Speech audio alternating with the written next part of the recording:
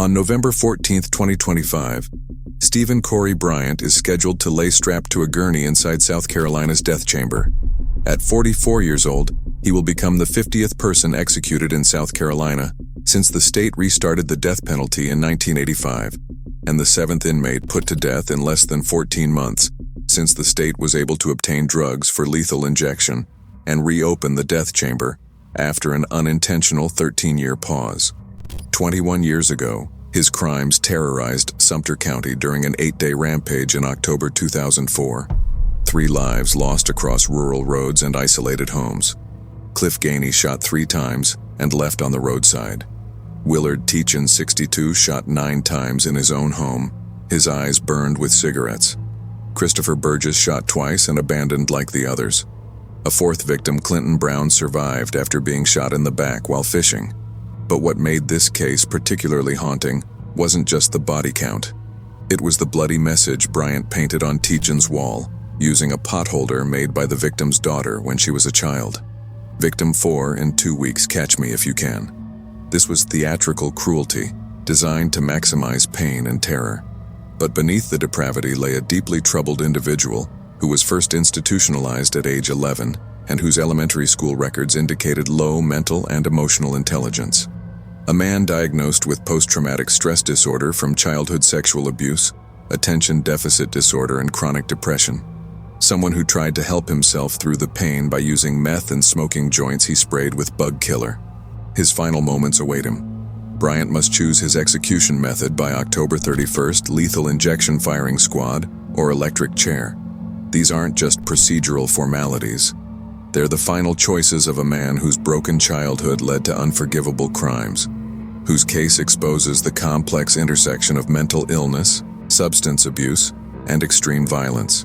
You'll hear about his desperate attempts to get help before the murders later in this crime case, and when you do, they'll reveal everything about who Stephen Bryant really was. But to understand how a troubled child became a calculating killer, and how a week of terror destroyed multiple families, we have to go back. Back to childhood trauma and institutional failures. Back to the spiral of drugs and desperation. Back to the very beginning of Stephen Corey Bryant. If you're drawn to stories of justice tragedy and the broken systems that fail to prevent violence, make sure to subscribe. Stephen Corey Bryant was born in South Carolina, and his early life was marked by profound dysfunction that would be extensively documented during his legal proceedings. The details that emerged during his trial and appeals painted a picture of a child who never had a chance at normalcy, whose developmental years were characterized by abuse, neglect, and institutional intervention that came too late and accomplished too little. Bryant was first institutionalized in the South Carolina Department of Juvenile Justice when he was 11 years old. For a child to be removed from his home and placed in state custody at such a young age indicated severe behavioral problems or dangerous home conditions that authorities deemed unmanageable through less drastic interventions. The juvenile justice system had identified Bryant as a troubled child more than a decade before he would commit the murders that would land him on death row. His elementary school records showed low intelligence and placement in emotionally handicapped classes. These weren't just academic struggles. The emotionally handicapped designation indicated that Bryant had significant psychological or behavioral issues that prevented him from functioning in regular classroom settings with his peers. Teachers and school administrators had recognized early that he needed specialized attention and therapeutic intervention that the regular school system couldn't provide. The nature of Bryant's intellectual limitations would become a central issue in his appeals decades later. His appellate attorneys would contend that Bryant was born with brain damage because his mother abused alcohol and drugs while pregnant. Fetal alcohol spectrum disorder can cause permanent neurological damage affecting impulse control, judgment, emotional regulation, and the ability to understand consequences of actions. If Bryant's mother had indeed used substances during pregnancy, the damage would have been done before he drew his first breath, condemning him to a lifetime of cognitive struggles he had no control over. The most devastating aspect of Bryant's childhood came to light when he was in his early 20s. In September 2004, just weeks before beginning his crime spree, Bryant told his grandmother and aunt that 3 men in his family began sexually abusing him when he was 6 or 7 years old. The revelation of intrafamilial sexual abuse explained much about Bryant's psychological deterioration and desperate attempts to escape his pain through substance abuse. His aunt Terry Calder would later testify about Bryant's condition when he confided in her. He was very upset. He looked like he was being tortured. It's like his soul was just laid wide open. In his eyes, you could see he was hurting and suffering, and he was living the abuse over again as it was coming out. The testimony revealed a man in psychological agony, reliving childhood trauma that had never been properly addressed or treated. Bryant had carried the weight of sexual abuse for nearly 2 decades, keeping the secret of what family members had done to him as a small child. The abuse had occurred when Bryant was at the most vulnerable stage of development, when children are learning to trust adults and form their basic sense of self-worth and safety in the world. Having that fundamental trust violated by male family members who should have protected him created psychological wounds that festered for years. Mental health experts who examined Bryant's case noted that childhood sexual abuse, particularly by family members, often leads to severe mental health issues, including post-traumatic stress disorder, depression, and substance abuse, as victims attempt to cope with overwhelming emotional pain. After his arrest in October 2004, he was diagnosed with post-traumatic stress disorder based on childhood sexual abuse by family members, attention deficit disorder, and chronic depression. The ADD and depression diagnoses had first been made when Bryant was incarcerated in the Department of Juvenile Justice as a child. These weren't new conditions that emerged in adulthood. They were long-standing mental health issues that had been identified when Bryant was 11 years old, but apparently never adequately treated. The juvenile justice system had documented his mental health needs as a child, yet somehow Bryant had reached adulthood without receiving the intensive therapy and support he desperately needed. By his early 20s, Bryant was self-medicating his untreated mental health conditions through increasingly dangerous substance abuse. He regularly abused marijuana sprayed with Raid insecticide, methamphetamine, and Benadryl. The combination of substances he was using revealed the depths of his desperation. Smoking marijuana sprayed with insecticide wasn't about getting high. It was about achieving a level of altered consciousness that would obliterate his emotional pain, even if it meant poisoning himself in the process. The use of Raid insecticide on marijuana created toxic fumes that could cause neurological damage, making Bryant's existing cognitive impairments even worse. Methamphetamine became his drug of choice, providing the temporary escape from depression and trauma that he couldn't achieve through proper mental health treatment. Meth use can cause paranoia, psychotic symptoms, and extreme alterations in behavior, particularly in individuals who already have underlying mental health conditions. Bryant's brain was already compromised by possible fetal alcohol effects, childhood trauma, and diagnosed mental illness. Adding methamphetamine to that volatile mix created a psychological powder keg that was always at risk of exploding into violence. In the weeks before October 2004, Bryant made what appeared to be desperate attempts to get help. He had sought mental health counseling in September 2004 before beginning his crime spree. After finally telling his grandmother and aunt about the childhood sexual abuse he had endured, Bryant seemed to recognize that he was in psychological crisis and needed professional intervention. Bryant's lawyers said he was troubled in the months before the killing, begging a probation agent and his aunt to get him help because he couldn't stop thinking about being sexually abused by 4 male relatives when he was a child. Here was a young man literally begging family members and authorities for mental health help in the weeks before he began killing people. He recognized something was profoundly wrong. He knew he was losing control. He reached out for help through the limited channels available to him. But whatever help he received or didn't receive, it wasn't enough to prevent the horrific violence that would follow. The question that haunts his case is whether adequate mental health intervention in September 2004 could have prevented the murders that occurred in October. If Bryant had been hospitalized, if he had received intensive therapy, if someone had taken his pleas for help seriously enough to provide real intervention, could 3 lives have been saved? The failure to adequately respond to Bryant's desperate calls for help in the weeks before his crime spree represents a tragic breakdown in the mental health and social services systems that are supposed to prevent exactly this kind of catastrophic outcome. Bryant's crime spree began with a burglary on October 5, 2004. What started as property crime would rapidly escalate to attempted murder, and then to a string of killings that would terrorize Sumter County for over a week. The progression from burglary to murder happened with terrifying speed, suggesting that whatever psychological crisis Bryant was experiencing had reached a breaking point. He committed a second burglary 3 days later, then shot a fisherman, Clinton Brown, in the back in Richland County.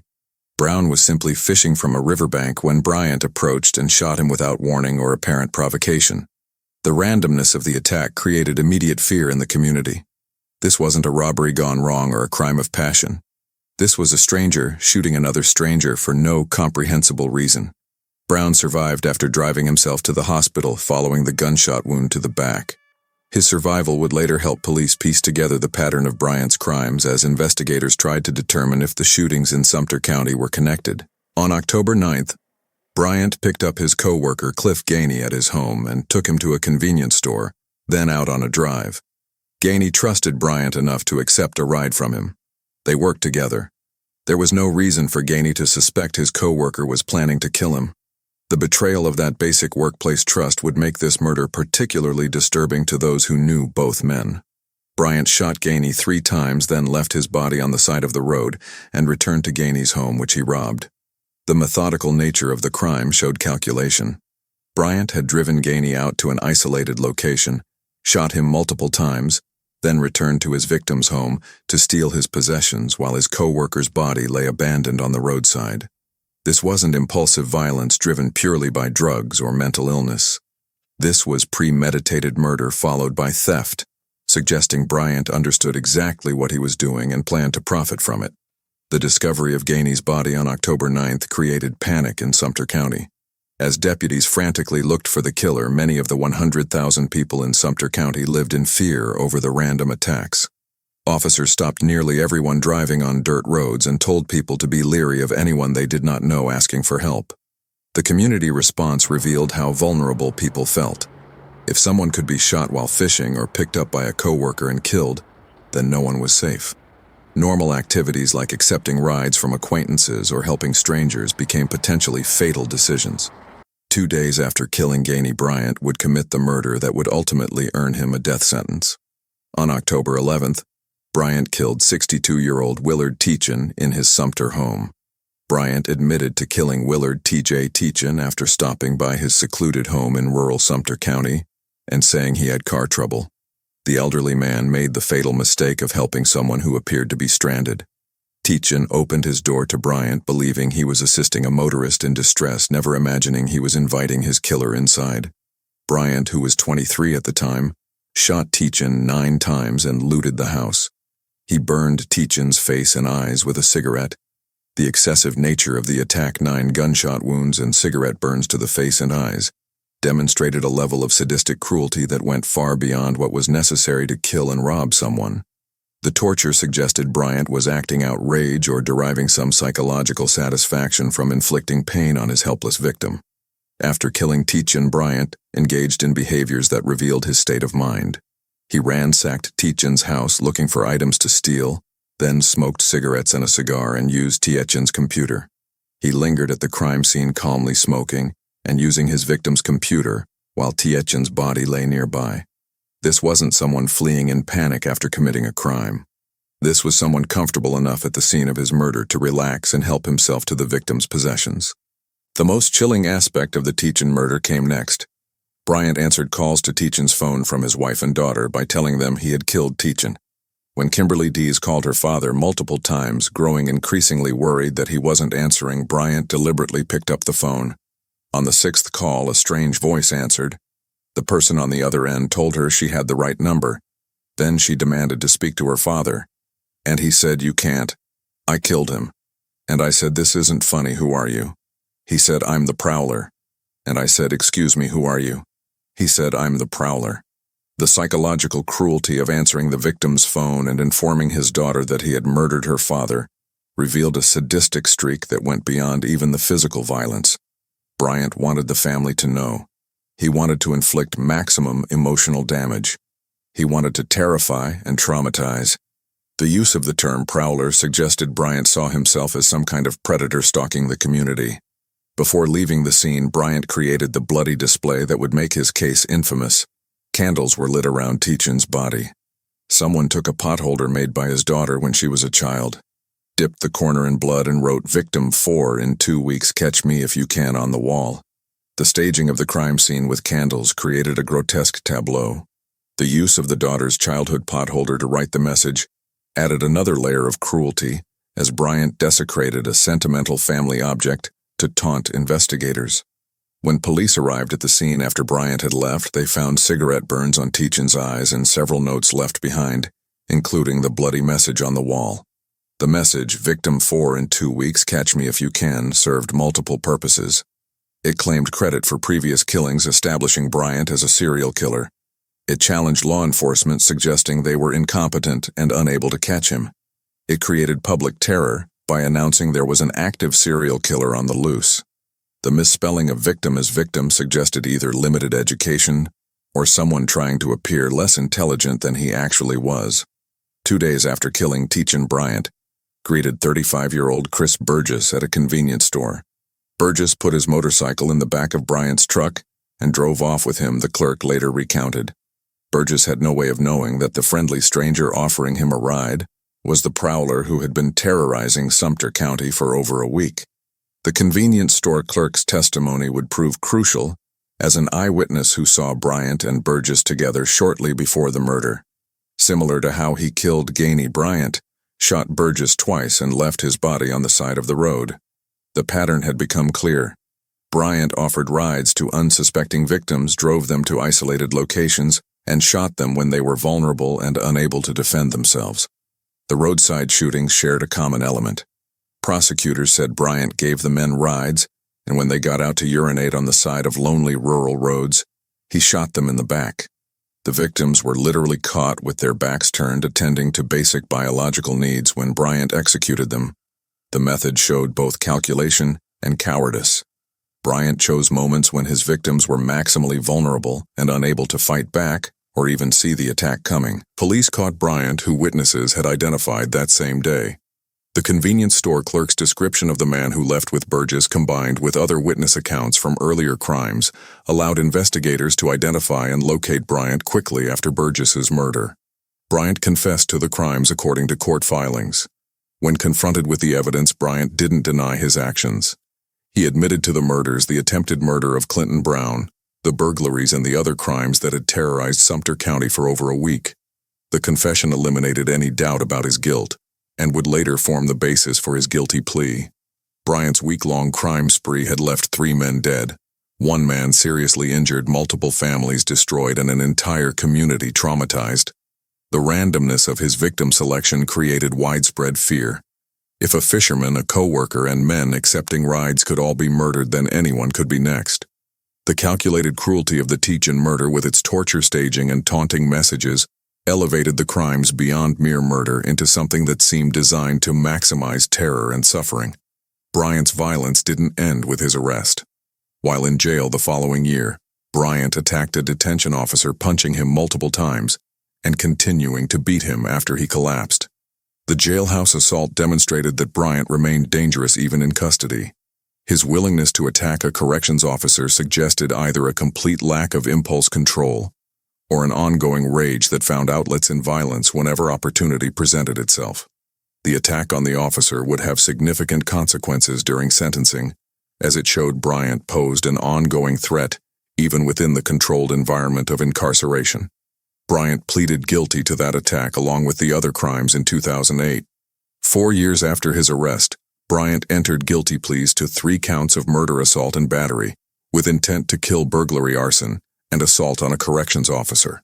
Bryant pleaded guilty in 2008 to a number of crimes, including 3 Sumter County murders 4 years prior. The guilty plea strategy avoided a trial, where even more disturbing details might have emerged, and where a jury might have recommended an even harsher sentence if that were possible. Bryant received a death sentence for killing Teachin and life sentences for the other 2 slayings, plus 100 years combined for his other crimes. The court determined that the Teachin murder, with its torture staging and cruelty, warranted the ultimate punishment, while the other killings each received life sentences. Even if Bryant's death sentence were somehow overturned, he would never leave prison, given the life sentences and additional 100 years for his other crimes. The years following Bryant's conviction were marked by extensive appeals focusing primarily on questions of intellectual disability and mental competence to be executed. Bryant's defense team argued he is not eligible for capital punishment because of an intellectual disability. which destroyed his ability to exercise judgment, understand consequences, and follow the law. The Supreme Court has held that executing individuals with intellectual disabilities violates the Eighth Amendment's prohibition on cruel and unusual punishment. Bryant's attorneys argued that his low IQ scores, childhood placement in special education classes, and inability to function normally all suggested he met the criteria for intellectual disability that should exempt him from execution. His appellate attorneys contended Bryant was born with brain damage because his mother abused alcohol and drugs while pregnant. Mitigating evidence, they said his trial attorneys did not present to the judge who sentenced him to death. The claim of fetal alcohol spectrum disorder became central to Bryant's appeals, as his legal team argued that the brain damage caused by his mother's substance abuse during pregnancy created cognitive deficits that should preclude execution. They contended that his trial attorneys had been ineffective by failing to present this mitigating evidence during the sentencing phase. In a 2011 denial of Bryant's appeal, the South Carolina Supreme Court noted that he was unquestionably a deeply troubled individual. Even while denying his appeal, the court acknowledged the extensive evidence of Bryant's psychological problems, childhood trauma, and mental health issues. However, the court determined that being deeply troubled was not the same as being intellectually disabled, to the degree that would make him ineligible for execution under Supreme Court precedent. The appeals process continued for over a decade, as Bryant's attorneys pursued every available avenue to challenge his death sentence. They filed claims in state court, federal court, and ultimately appealed to the United States Supreme Court, arguing that executing someone with Bryant's combination of intellectual deficits, fetal alcohol spectrum disorder, and severe mental illness would violate constitutional protections. Each court that reviewed Bryant's case acknowledged his difficult childhood and mental health struggles, but none found sufficient grounds to overturn his conviction or death sentence. In October 2025, Bryant's final legal options ran out. The U.S. Supreme Court rejected his claims Tuesday. With the highest court in the land declining to review his case, Bryant had exhausted his normal appeals process. The state Supreme Court unanimously denied his request in a 2-sentence order Friday. Even a last-minute attempt to delay the death warrant based on the federal government shutdown and his attorney's inability to work without pay was rejected. The courts had determined that 21 years of appeals and legal review were sufficient and that no constitutional barriers remained to carrying out Bryant's execution. Stephen Bryant, 44, is slated to be the 5th person in the state put to death this year and the 7th total since executions resumed last September, following an unintended 13-year hiatus. South Carolina had been unable to carry out executions for over a decade due to difficulties obtaining lethal injection drugs. The resumption of executions in 2024 came after the state obtained a new drug supply and after the legislature added alternative execution methods. Bryant must choose his execution method by October 31st, lethal injection firing squad or electric chair. South Carolina is one of the few states that offers condemned inmates a choice of execution methods. Since South Carolina ended its 13-year execution pause in September 2024, 4 inmates selected lethal injection, and 2 chose firing squad. Each method has been subject to legal challenges and controversy. With the firing squad, attorneys for the inmates say the 3 volunteers with rifles nearly missed the heart of the second man, killed Mikhail Mahdi. They suggested Mahdi was in agonizing pain for 3 or 4 times longer than experts say he would have been if his heart had been hit directly. The botched firing squad execution raised questions about whether volunteers shooting inmates could reliably achieve quick deaths. Condemned inmates have also scrutinized the lethal injection procedures, which appear to now use 2 doses of the powerful sedative pentobarbital. Critics have argued that inmates may experience suffocation and pain while paralyzed and unable to express their distress. The ongoing controversies over execution methods haven't stopped South Carolina from resuming executions at a rapid pace. Bryant will be the 50th person executed in South Carolina since the state restarted the death penalty in 1985. If carried out as scheduled, his execution will continue South Carolina's recent acceleration of capital punishment after over a decade without any executions. The victims of Bryant's crimes have waited over 2 decades for justice. Willard Teachin's daughter, Kimberly Dees, who heard Bryant confess to killing her father over the phone, has lived with that trauma for 21 years. The families of Cliff Gainey and Christopher Burgess have endured decades of appeals and legal proceedings while their loved one's killer remained alive on death row. Clinton Brown, who survived being shot in the back, has had to live with the knowledge that he narrowly escaped becoming another name on Bryant's victim list. The community of Sumter County, which lived in fear during that October 2004 week, when a serial killer stalked rural roads, has never forgotten the terror Bryant created. For these victims and their families, Bryant's upcoming execution represents the final chapter in a case that has dominated their lives for over 2 decades. Some may feel that justice delayed is justice denied. Others may find some measure of closure in knowing that Bryant will finally face the consequences he has avoided for so long. The question of whether executing Bryant serves justice or simply continues a cycle of violence remains a matter of deep philosophical and moral debate. Those who support his execution point to the calculated cruelty of his crimes, the multiple victims, and the danger he continues to pose as evidenced by his assault on a corrections officer.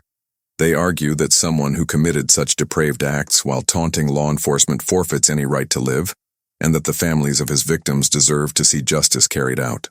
Those who oppose his execution note his profound intellectual disabilities, his untreated mental illness, his history of childhood sexual abuse, and the fact that he literally begged for help weeks before beginning his crime spree.